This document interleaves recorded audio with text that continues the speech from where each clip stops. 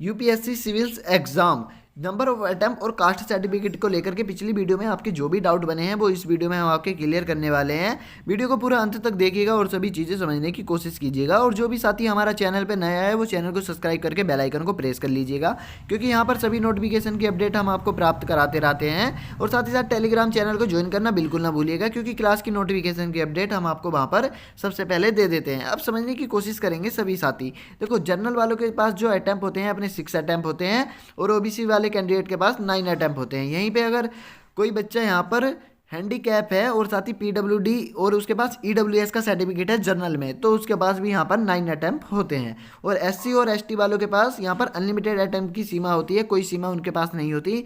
तो यहाँ पर कुछ बोलते हैं कि इनके पास अनलिमिटेड अटैम्प्ट नहीं होने चाहिए, तो मैं बोलूँगा साथी इनके पास अनलिमिटेड अटैम्प्ट होने चाहिए। अब वो क्यों, ये समझेगा।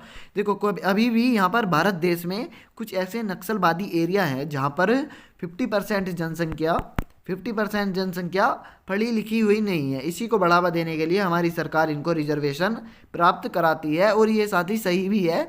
सभी को यहाँ पर इक्वल दृष्टि से सरकार देखती है और इसी के लिए यहाँ पर इनको रिजर्वेशन दिलाया जाता है। अब बात करने वाले हैं कास्ट सर्टिफिकेट के साथ बड़े बदलाव के बारे में। तो यहाँ पर कास्ट सर्टिफिकेट जो आपका चलने वाला है, तो बच्चों का यहाँ पर डाउट बन रहा था कि भैया कास्ट सर्टिफिकेट किस डेट तक का हमारा चल सकता है, ये हमें बता दीजिएगा। तो मैं यही आपको बताने वाला हूँ। देखो, जैसा कि आप सभी साथियों को पता है, अपना यूपीएससी का न्यू नोटिफिकेशन 22 जनवरी को आ जाएगा, जिसमें एज लिमिट आपकी 21 से 32 ईयर्स होने वाली है और सभी ये नियम इसमें लागू होते आपको नज़र आ जाएंगे। तो साथियों, यहाँ पर कास्ट सर्टिफिकेट आपका, देखो, जो फॉर्म फिलिंग की लास्ट डेट होती है, उससे पहले का कास्ट सर्टिफिकेट आपके पास इशू हुआ होना चाहिए। देखो, अगर इशू भी नहीं हुआ है तो आपके पास उस केस में क्या होना चाहिए। अगर आपके पास लेट का सर्टिफिकेट होता है तो उसमें आपके पास एक एफिडेविट होना चाहिए, जो कि आपकी तहसील से बनता है 100 या 200 रुपये में। फिर उस केस में ये यहाँ पर पूरा यूपीएससी लोक सेवा आयोग के मेंबर्स पर डिपेंड करता है कि आपको वहाँ पर डीबी में पास करेंगे या रिजेक्ट करेंगे, क्योंकि यहाँ पर उन्होंने साफ साफ नोटिफिकेशन के माध्यम से बोल दिया है जो कि आपका कास्ट सर्टिफिकेट होता है वो यहाँ पर फॉर्म फिलिंग की लास्ट डेट तक का इशू हुआ होना चाहिए, तभी यहाँ पर वैलिड माना जाएगा। ये तो मैंने आपको वो केस बता दिया। अगर आप यहाँ पर इशू नहीं करा पाते हैं तो आपके पास एफिडेविट होना चाहिए। अब बात करेंगे कंप्लीट प्रोसेस के बारे में और साथ ही क्या कुछ बदलाव हुआ है उसको मैं बताना चाहूँगा। देखो, इस बार यूपीएससी में आप 2 सेटअप वेरिफिकेशन देखोगे। 2 सेटअप वेरिफिकेशन में होगा क्या, देखो, आप कुछ देख रहे होंगे पिछले कुछ वर्षों में जो बच्चे यहाँ पर पीडब्ल्यूडी और साथ ही एससी एसटी से भी नहीं है, वो यहाँ पर कैटेगरी का सर्टिफिकेट बनवा के यूपीएससी क्लियर कर जा रहे हैं। तो इसी की रोकथाम के लिए सरकार ने 2 सेटअप वेरिफिकेशन को लागू किया है। इसकी रोकथाम करना बहुत ज़रूरी है, क्योंकि जनरल वाला बच्चा भी एससी एसटी का सर्टिफिकेट बनवा के यूपीएससी आईएएस पीसीएस क्वालिफाई कर जा रहा है, तो जो कि बहुत गलत है। यूपीएससी एक बहुत बड़ा एग्जाम है जिसकी प्रिपरेशन में कम से कम 1 ईयर्स का समय तो लगता है जो टॉपर बच्चे होते हैं, वरना एवरेज बच्चे को 2 से 3 साल की तैयारी ही लगती है। तो यहाँ पर बात करने वाले हैं क्या होगा 2 सेटअप वेरिफिकेशन में। 2 सेटअप वेरिफिकेशन में आपका तब होगा जब आप यहाँ पर देखो फॉर्म फिलिंग कराओगे और कास्ट यहाँ पर मेंशन कराओगे और यहाँ पर यूपीएससी आप क्लियर कर जाओगे और अपनी पोस्ट पर आप हो रहे होंगे, आपकी यहाँ पर पोस्ट हो गई, यानी कि आप लग चुके होंगे आईएएस आईपीएस। तो वहाँ पर लोक सेवा आयोग की एक टीम आएगी आपके घर पर और वह यह सुनिश्चित करेगी कि जिस कैटेगरी से आपने फॉर्म भरा था और साथ ही यहाँ पर जिस कैटेगरी से आपने आईएएस आईपीएस क्वालिफाई कर दिया है, आप उस कैटेगरी से बिलोंग करते भी हैं या नहीं करते हैं। अगर आप उस कैटेगरी से बिलोंग यहाँ पर नहीं करते होंगे तो उस केस में आपके साथ क्या होगा, अब वो सुन लीजिएगा, क्योंकि ये बातें बहुत ज़रूरी हैं और सभी चीज़ें ध्यान से समझने की कोशिश कीजिएगा। अगर आप उस कैटेगरी से नहीं होते हैं तो आपकी यहाँ पर सभी चीज़ें छीन ली जाएंगी और साथ ही यहाँ पर आपको रेस्टिगेट कर दिया जाएगा, आपकी पावर भी छीन ली जाएगी और जो आप पर ट्रेनिंग के समय पैसा खर्चा किया गया होगा पूरा पैसा वसूल कर लिया जाएगा सू समेत।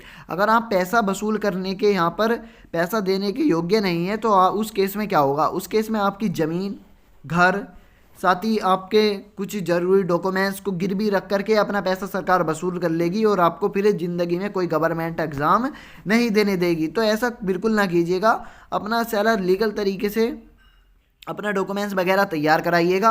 कास्ट सर्टिफिकेट, जैसे कि आपको पता है रजिस्ट्री ज़मीन की यहाँ पर रसीद लगती है, रजिस्ट्री ज़मीन की रसीद लगती है, और साथ ही यहाँ पर अच्छे तरीके से आपका कास्ट सर्टिफिकेट बन जाता है। तो यहाँ पर अपना उसी तरीके से अपना कास्ट सर्टिफिकेट को इशू कराएं और ऐसे ही बनवाएं। टू सेट ऑफ वेरिफिकेशन में अगर आप पकड़े जाते हैं तो आपका बुरा हाल कर दिया जाएगा। अब कुछ बच्चों को ये नहीं पता है कि मेरिट आपकी किस आधार पर लगती है, तो मैं ये भी आपको क्लियर करने वाला हूँ।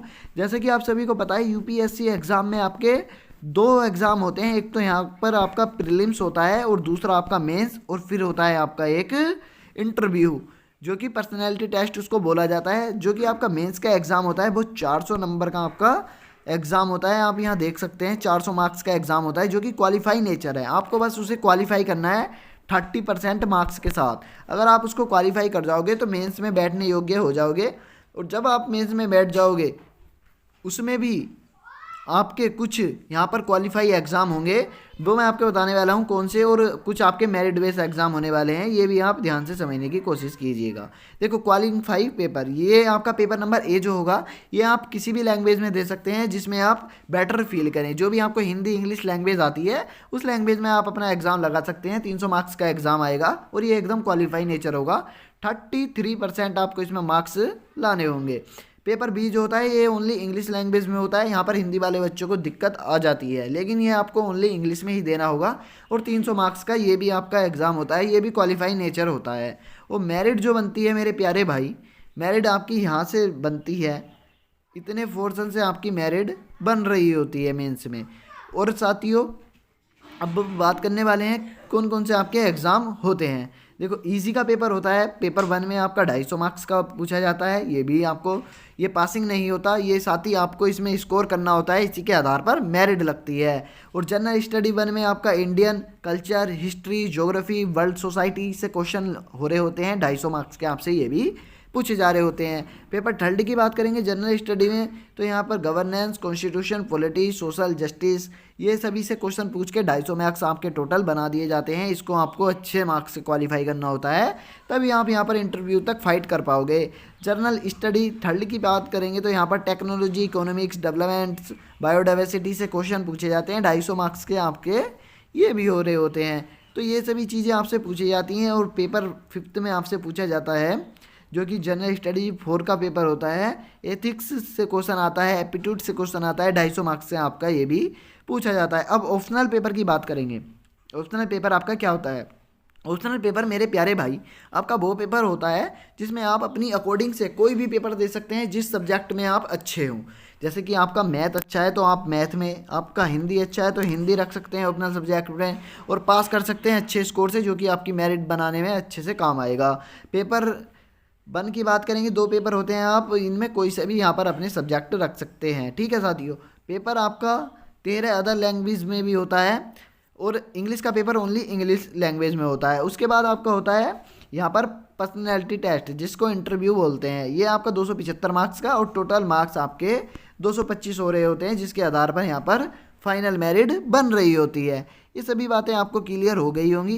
देखो ये 13 अदर लैंग्वेज हैं जिसमें आपका पेपर होता है, जिसमें आप देख सकते हैं असमिया, बंगाली, गुजराती, हिंदी, कन्नड़ा, कश्मीरी, कोंकणी, मलयालम, मणिपुरी, ये सभी भाषा इसमें इंक्लूड हैं, आप अच्छे से देख सकते हैं। और जो भी बच्चा इन स्टेट से बिलोंग करता है वो अपनी सुविधा के अनुसार इनमें एग्ज़ाम दे सकता है। यूपीएससी ने ये सुविधा कर रखी है। तो सभी चीज़ें आपको समझा दी है, 2 सेटअप वेरिफिकेशन भी बता दिया है। आई होप कि आपको सभी चीज़ें क्लियर हो गई होंगी। अगर कोई भी डाउट बच जाता है तो वीडियो में कमेंट कर जाइएगा, अगली वीडियो आपके डाउट से रिलेटिव वो नेक्स्ट इन्फॉर्मेशन ऐड करके बना दी जाएगी। मिलते हैं ऐसी किसी नेक्स्ट वीडियो के साथ, तब तक के लिए जय हिंद, जय भारत साथियों।